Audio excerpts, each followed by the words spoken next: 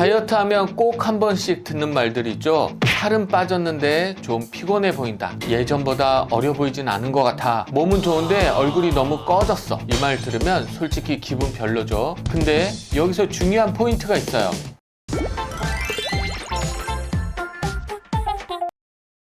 안녕하세요. 클럽 미즈 라미체 이상영 원장입니다. 여러분, 살을 빼는 것과 얼굴이 예뻐지는 건 완전히 다른 영역입니다. 오히려 얼굴은 무작정 빠지면 볼륨이 무너지면서 더 나이 들어 보일 수 있어요. 오늘은 왜 이런 일이 생기는지, 어떤 얼굴이 더 초췌해지기 쉬운지, 실제로 어떤 관리가 도움이 되는지 피부과적인 기준으로 설명드릴게요.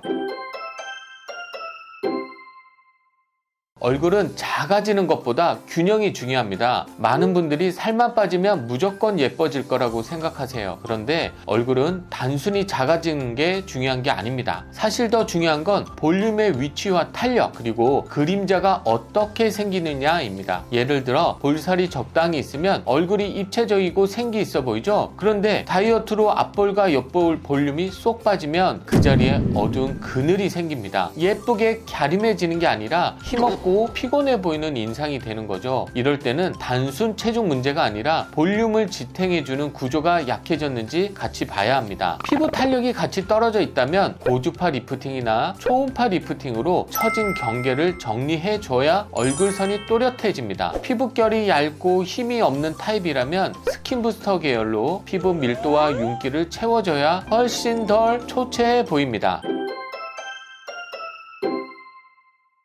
얼굴 전체가 다 문제인 것처럼 느껴지지만 실제로 인상을 결정짓는 포인트는 딱 세 곳입니다. 첫 번째, 앞볼이 꺼지면 얼굴이 평평해 보이고 피곤한 인상이 확 올라옵니다. 두 번째, 눈 밑부터 앞광대로 이어지는 라인, 이 부분이 꺼지면 다크서클이 더 깊어 보이고 실제보다 대여섯 살은 더 들어 보입니다. 세 번째, 살이 빠지면서 지지력이 약해지면 팔자 라인이 깊어지고 입가에 그림자가 생깁니다. 그러면 가만히 있어도 불만 있어 보이고 처져 보이고 나이 들어 보이는 느낌이 강해져요. 이걸 한 가지 시술로 다 해결하려 하면 안 됩니다.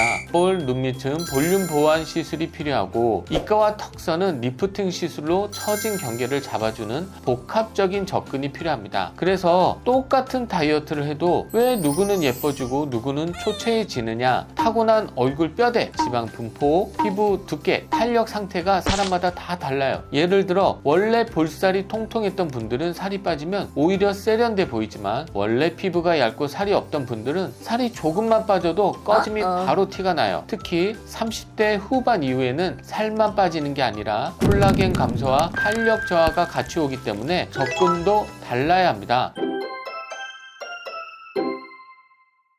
얼굴선 정리가 필요한 타입은 울세라나 써마즈 같은 탄력 중심 접근이 답이고, 볼륨이 무너진 타입은 리프팅만 세게 하면 오히려 더 말라 보이기 때문에 볼륨 회복과 피부결 개선을 병행하는 설계가 중요합니다. 이렇게 내 얼굴의 문제를 정확히 파악하고 그에 맞는 적합한 시술을 받아야 초췌한 얼굴이 아닌 예쁜 얼굴을 가질 수 있습니다. 그리고 유독 다이어트가 무서운 노안위험군 타입이 있는데요. 이런 얼굴 타입이라면 살 뺄 때 정말 주의하셔야 합니다. 광대가 있고 볼 아래가 패인 얼굴, 이런 얼굴은 살이 빠지면 광대는 더 도드라져 보이고 그 아래는 더 패여 보여서 해골처럼 보일 수 있어요. 두 번째, 피부가 얇고 건조한 피부, 이 경우는 살이 빠질수록 잔주름이 확 올라오기 때문에 푸석하고 지쳐 보이기 쉽습니다. 세 번째, 원래 턱선이 약하고 입가가 처지기 쉬운 얼굴, 이런 경우는 살이 빠질수록 심부볼이 꺼지고 입가 그림자가 더 생겨서 인상이 바로 무거워집니다.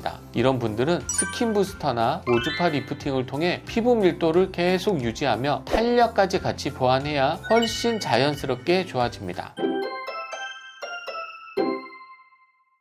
그럼 어떻게 관리해야 할까요? 정답은 하나가 아니라 복합적으로 접근해야 합니다. 첫 번째, 너무 급하게 빼지 마세요. 볼륨이 회복될 틈도 없이 빼면 되돌리기 힘듭니다. 두 번째, 피부 상태를 같이 챙기세요. 다이어트를 하면서 수분감이 떨어지고 피부가 푸석해지면 같은 얼굴도 훨씬 더 초췌해 보입니다. 이럴 때는 보습을 넘어 피부 밀도를 높이는 관리가 필수입니다. 세 번째, 나만의 조합을 찾으세요. 턱선과 처짐이 문제면 리프팅, 앞볼과 눈밑 꺼짐이 문제면 볼륨 보완, 피부가 얇고 생기가 없다면 스킨 부스터나 재생 중심의 접근이 더 맞을 수 있습니다.